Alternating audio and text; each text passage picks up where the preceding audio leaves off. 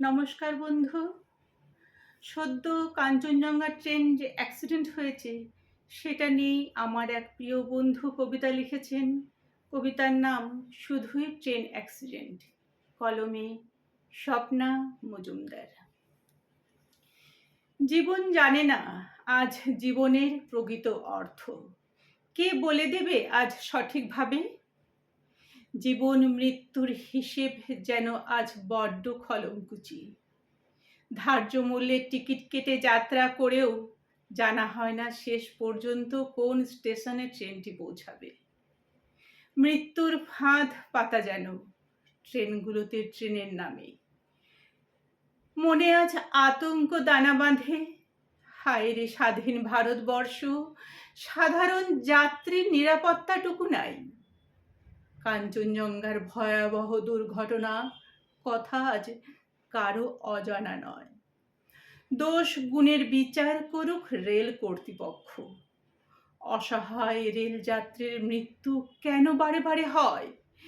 কেন এত ঘন ঘন অ্যাক্সিডেন্ট? চোরা বালিপথে ট্রেন ঘুরছে, কি আছে ভেতরে রহস্য? কেন এত দুর্ঘটনা বারে বারে হাতছানি দেয়?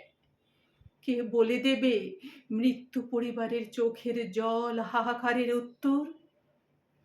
কিছুদিন পরেই শুনি ট্রেন অ্যাক্সিডেন্ট।